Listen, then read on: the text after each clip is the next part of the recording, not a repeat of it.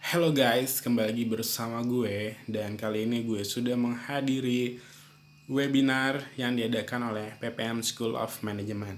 PPM School of Management ini mengadakan webinar yang mengundang pembicara yang sangat positif, sangat membangun kepribadian positif kita. Ada Pak Noveri Maulana MM eh, selaku dosen di PPM School of Management, dan beliau juga uh, mentor mentor self development. Yang kedua ada Profesor Roy Darmawan, beliau selaku psikologi. Dan yang ketiga ada Putu Ayu Saraswati. Putu Ayu Saraswati itu seperti yang teman-teman tahu, beliau adalah Putri Indonesia Lingkungan 2020. Nah, apa aja sih yang mereka bicarakan? Sesuai dengan tema yang dibawakan oleh PPM School of Management, yaitu temanya tentang soft skill di era 4.0. Gue mendapat banyak pandangan dari ketiga narasumber tersebut, di mana narasumber pertama yaitu Pak Noveri mengatakan bahwa soft skill itu sangat penting, apalagi di zaman-zaman seperti ini. Di zaman-zaman udah teknologi sangat maju dan orang-orang tuh makin bervariasi gitu kan bentuknya. Jadi soft skill tuh sangat penting. Gue sih jujur sebenarnya gue nggak nggak ngikutin dari awal, karena gue loginnya itu pas Panover itu pemaparan di tengah. Jadi gue nggak tahu awalnya kayak gimana, tapi gue menyimpulkan seperti itu karena di akhirnya itu, di akhir sesi Pak Ferry berbicara, Pak Noveri mengatakan bahwa ada tiga generasi Z, X, dan Y, di mana generasi yang milenial ini beliau memaparkan surveinya itu tentang bahwa milenial itu sebenarnya mau kerja apa aja, yang penting dijelaskan pekerjaannya apa, job desknya apa, dan gajinya tuh berapa, seperti itu. Yang kedua juga yang gue tangkap dari Panoveri ini, sebenarnya ada beberapa kriteria yang membuat para millennials ini betah di suatu perusahaan, dan gaji ada di nomor sekian. Yang pertama itu adalah lingkungan kerja. Yang lingkungan kerja ini sangat berpengaruh karena seperti yang teman-teman tahu juga, kan banyak orang kerja lompat sana lompat sini, baru 3 bulan, baru 5 bulan, baru berapa bulan udah pindah lagi. Nah, biasanya itu dipengaruhi oleh lingkungan kerjanya. Nah, itu juga dipaparin tuh, lingkungan kerja itu sangat penting ternyata di perusahaan. Dan ini masukan banget ini buat gue, nanti kalau misalkan gue ingin membangun perusahaan, gue pasti akan mementingkan lingkungan kerja itu. Nah, abis itu nggak berapa lama langsung lanjut ke sesinya Bu atau Kak ya. Gue manggil Kak aja, jangan Bu karena masih cantik dan masih muda. Kak Putu Ayu Saraswati. Ini gue dengerin dari awal sampai di akhir, dan gue nangkep banget dan positif banget informasinya yang diberikan. Karena apa? Karena beliau mengajarkan kepada gue, kepada pendengar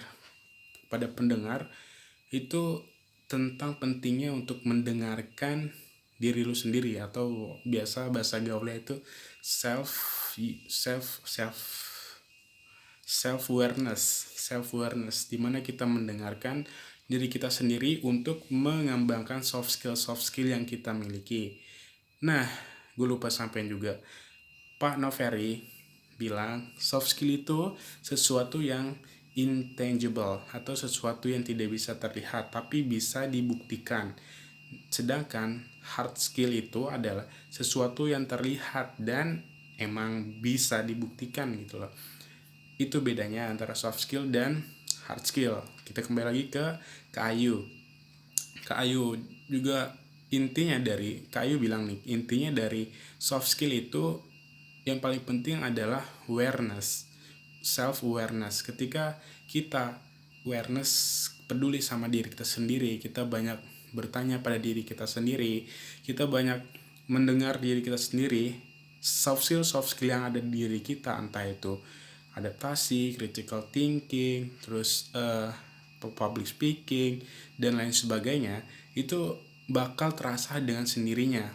Karena kita tuh terbiasa mendengarkan diri kita bertanya sebenarnya kelebihan kita di mana dan seperti apa gitu kan.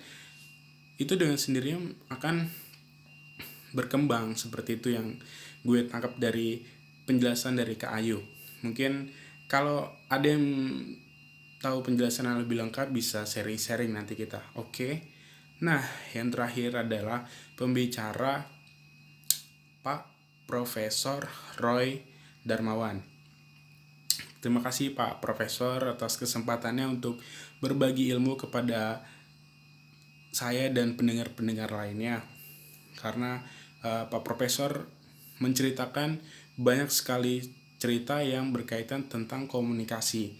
Jadi kalau yang gue tangkap dari Pak Profesor ini, betapa penting dari komunikasi ini agar semuanya itu bisa berjalan dengan lancar dan dengan baik.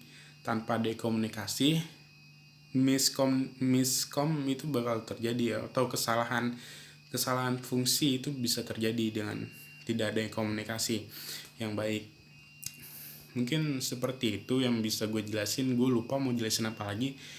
Oh ya, ini Pak Roy menyampaikan tentang data tentang public speaking atau kita komunikasi kepada orang lain.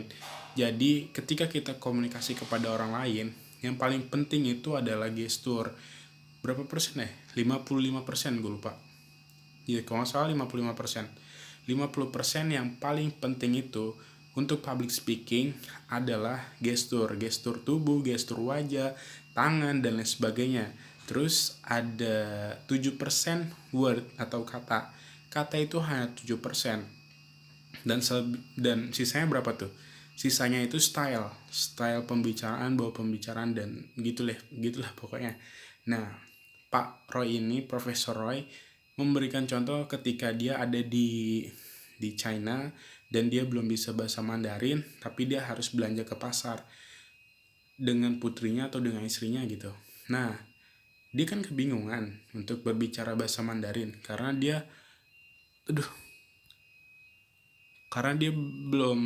belum bisa bahasa Mandarin kan. Jadi dia hanya menggunakan bahasa Indonesia dan menggunakan gestur tubuhnya, tapi bukan untuk apa kayak gini gitu loh, potong ini gitu. Hanya ngomong gitu aja tapi dia ngerti gitu.